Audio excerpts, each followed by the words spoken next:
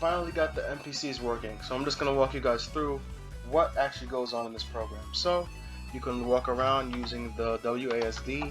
The white square represents the player, and these empty squares represent people you can talk to. When you walk up to one, it says the name of the person at the top, and it also says the text here. If you see the wolf, tell him the pigs moved to Canada and they want him to visit. So yeah, it's just a little story about how the three little pigs are in this town and the wolf is looking for them, and they're trying to get him to leave them alone by saying random fun stuff. But yeah, one cool thing about this is I put some sound in it, and every time the parser hits a space, it just plays a little beep at a random pitch to make it sound like that they're kind of talking, to give them a bit of personality. It would be nice to give each person a pitch range. That might make them sound a bit more unique, but right now it's just kind of random. The pitch range might be easy to program in, however, the pitch manipulation stuff is only available in QBasic, and because I wanted this to be multi-platform, I don't know if I could fully program that in right now. But, I mean, if I'm just going to stick to basic, then this would be very easy to do.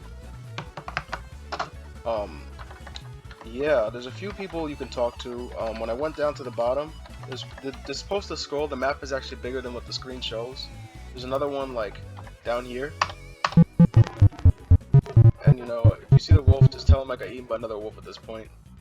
Yeah, it's down there. It's like the map kind of extends out. But yeah, that's how it works. I'm very happy with that. The fact I was able to get it to look cool, and I'll be showing you guys the code in a minute, just briefly, just to show you what I added. Yeah, we got it to work. Now we can finally get to the other aspects of the game that don't involve just talking to people, and I'm excited to get to those. Cool. We open the file. We take a single integer that says how many NPCs we have.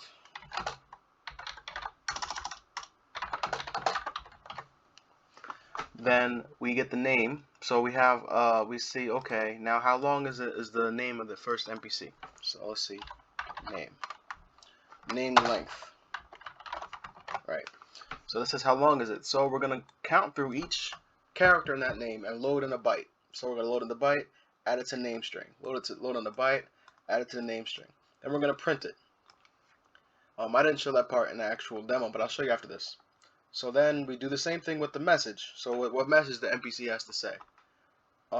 So we get the length of the message. We count through each byte in the string for the message. We add that to the variable. Then we print the message out. Then we get the X and the Y location for where the NPC starts out on the screen. Then after that, we add them to the NPC array. So we have a 2D array which has all the NPCs in it. This array is different. It is different from the entity array we had before with all the walls and stuff. I want to have I could combine that, but I think I'm going to keep them separate because this is where we actually store the information for each one. Yeah, this is kind of a clunky implementation, but we'll see how that works in the future. And then after that, this stuff is just for debugging, just to print all of it out and just to wait so that I can make sure it's loading everything in properly. And yeah, that's how we load everything. It's still using the little EDN. It's still using Python to kind of scrape this from the JSON file. I could have written a JSON interpreter for QBasic, but that's kind of complicated, and I'm not ready for that yet. So this binary works now. So let's switch over to the demonstration. So here's the name, so first how we load in the file, we take in the length of the name, and then we get the name, which is printed here. We get the length of the message, then we get the message, which is printed here. Then we have the X and the Y. It does that for each and every single NPC in the project, for which there are 6. 1, 2, 3, 4, 5, 6. For which there are 6. And I think the total binary file length is about 300 or between like 350 and 400 bytes. The integers being 2 bytes each, so that's 2 bytes for this, 2 bytes for this, 2, 4, 6, 8 bytes in integers, and then the rest is kind of dynamic, you know, because one thing tells you how to read the next thing. It works pretty well. I'm happy with it.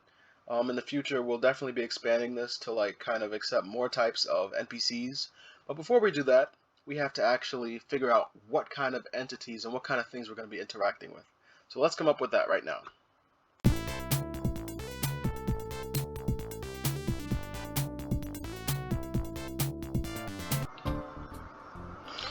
Take two. We are talking about NPC stuff. Alright, so I just wanted to talk to you guys about the types of NPCs we're going to have in the game. So I've been playing this game over the weekend and for the past few days, called Defenders of Oasis, and I counted a number of NPCs there. And the first NPC type that I've encountered in that game that I want to have in this game is the one we already have so far, which is the one where you just walk up to someone and talk to them. So it's going to be type 1, and this will happen when you walk up to someone. That's the player. You basically press the activation button where you ask them a question, and the NPC just says something to you. It just has one dialogue blob, blah blah blah. This is a simple NPC where they just have one dialogue throughout the whole game. This also works as a sign. NPC, or like a sign, like let's say if this NPC doesn't walk around, you want to have a sign that says something, you know, NPC or sign. Say one thing. Very simple, very easy. There's another type of NPC that I was thinking of, and that NPC is the one that changes throughout the course of the game, or changes based on specific events. So in Defenders of Oasis in Chapter 2, or Chapter 3, in Chapter 3 of Defenders of Oasis, you're in this palace, and you walk up to an NPC, and it's at a point in the game where you need to find a sorcerer who's in a library, and the person says, "Hey, there's this guy in the library. He'll help you out. You should go talk to him." And when you talk to the guy in the library, and you come back to that person, they say something generic, you know, he's always in that library, or something like that, you know. That's how you know that their dialogue never changes again, and their purpose has been served. But sometimes, you know, they might change one time, they might change 2 times. Usually it's just 1 or 2 times. We're not going trails here. We're just going to a simple game engine right now. It might be interesting to come up with a way of coming up with many lines of dialogue for an NPC, like one where they can come back and then change based on the whole thing. But that probably requires a lot more complexity than I'm willing to involve into the system as of right now. So let's just visualize it right now. And the NPC either says something general or action plot specific. So it's like, you know, whatever's going on in the story right now, depending on the temporal, you know. This could also be based on if you spoke to them already, like if you speak to them the first time. Actually, we'll go to that in the next one, but this one right now is based on time, based on what's going on in the game. Dialogue changes based on game events. Easy. Easy, easy, easy. Now the third type of NPC is the one that gives you an item. Sometimes you might have characters that might have a specific item you need. If you're playing, I think this happens in Phantasy Star Adventure on the Game Boy. There's this thing you need to get, this item you need to get called Fang, and this one guy in this one town gives it to you. From what I remember, it's been a few years since I was in that part of the game, but he gives you this item, and you're like, oh shit, where's Fang? And he gives it to you. And he only gives it to you if you don't have it, I think. So we want to have a point in the game where they give you some stuff. Where they give you some stuff. Okay, so we'll just have to draw it out. So they might say something general if you have the item already, or if you did the thing already.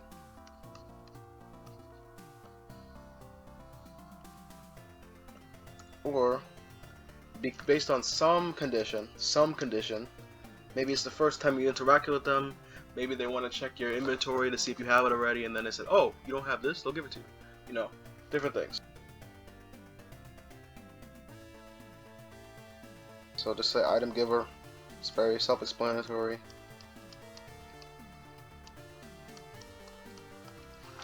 So those are the three basic categories I was thinking about. I feel like number 3 might be kind of a lot to implement based on a certain number of things, depending on how deep you want to go with the game. So I'm really just thinking about something that's like not overly complicated, something that's like, you know, Dragon Quest um, or just very simple, you know, 8-bit RPGs. I want to know what kind of NPCs you guys had in mind, what kind of stuff you want to see. For the first one, like I said, it could also work as a sign or as like a message on a wall. You know, different things where you might have just one block just come up, one message box come up. And when we say items, that brings up a whole new can of worms. You know, we have to design items. We have to figure out how items work. We have to see how items are going to affect the story, how items are going to affect the game. In the game engine, we have to come up with a store. Because I was thinking, oh, NPCs run the stores, right? That might be a type of thing you have to interact with. But that's kind of a lot.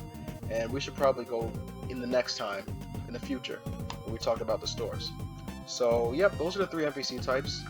Next time we're going to talk about how we might implement this, or we might change it up a bit and talk about combat. We'll see. So, thank you for watching this video, and I'll see you guys next time.